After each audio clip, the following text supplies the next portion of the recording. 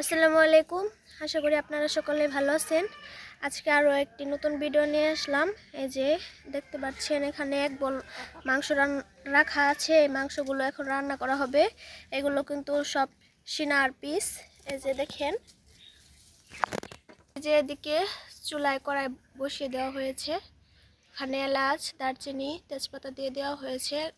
এখন আগুন জাল ধরিয়ে তারপরে রান্না শুরু করা হবে। তো ততক্ষণ আপনারা দেখতে থাকেন।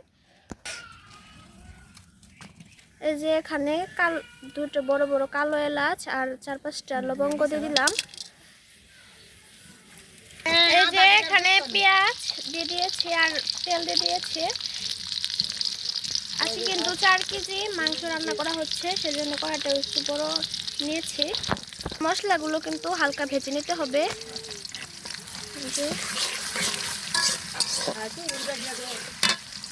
যেখানে কিন্তু পরিমাণ অনুযায়ী লবণ দিয়ে দেওয়া হয়েছে। এই যে এখানে কিন্তু পেঁয়াজগুলো হালকা ব্রাউন কালার করে ভেজে নেওয়া হয়েছে। এখন রসুন দিয়ে দিচ্ছে, রসুন বাটাটা একটু মশলাটা একটু বেশি করে দিচ্ছে। আর এখানে আদা বাটা, জিরা বাটা দিয়ে দিচ্ছে। আদা বাটাটা এখন দিবে।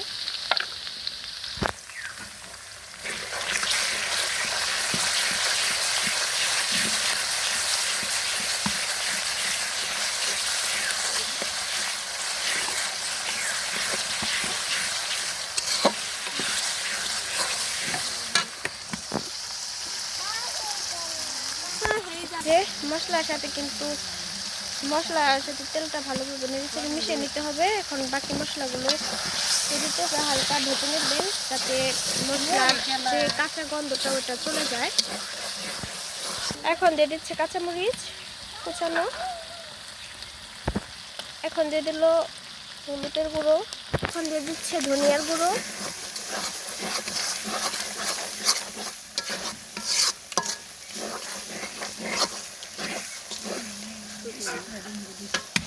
দিল শুকনো মরিচের গুঁড়ো। ঝালটা একটু বেশি দিচ্ছে, আপনারা আপনাদের পরিমাণ অনুযায়ী দিবেন। এখন হালকা পানি দিয়ে মশলাটা একটু কষিয়ে নেবে যাতে মশলাগুলো না পুড়ে যায়।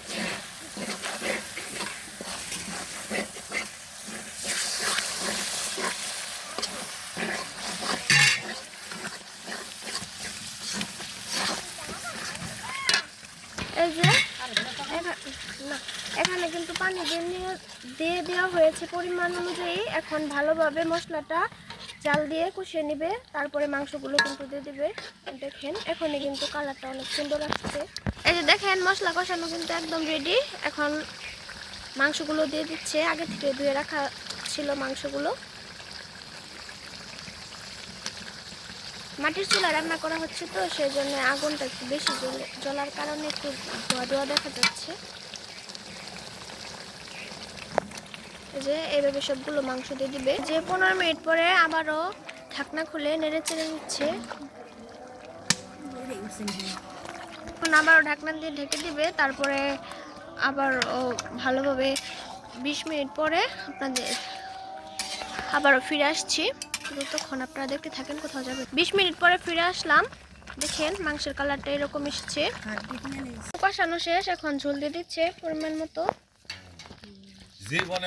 মাংসটা কিন্তু রান্না শেষ হয়ে গেছে। যে দিক দিয়ে মাছ বোনা করতেছি, দেখেন এটা কিন্তু কাতল মাছ।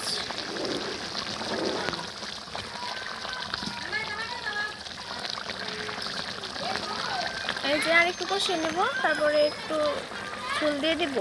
এই যে দেখেন মাংস কিন্তু একদমই রান্না শেষ। এই যে এরকম কালার এসেছে।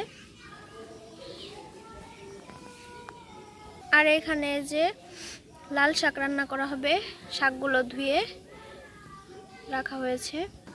আর এইখানে যে দুধ রাখা হয়েছে। এই যে এদিকে কিন্তু কষিয়ে সুরা দিয়ে দিয়েছি। দেখেন আর একটু জাল আসবে। রান্না কিন্তু শেষের দিকেই। আর 5 মিনিটের মতো রান্না করে নেব, তারপরে এই চুলা থেকে নামিয়ে নেব। দেখেন শাক রান্না কিন্তু একদমই শেষ। চুলায় দুধ গরম বসিয়ে দিয়েছি। এগুলো দিয়ে কিন্তু নাস্তা রান্না করা হবে। আপনারা অনেকেই ক্ষীর বলেন।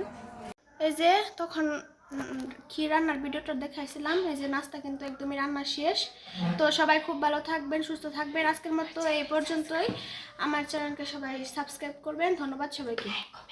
লাইক কমেন্ট শেয়ার করবেন।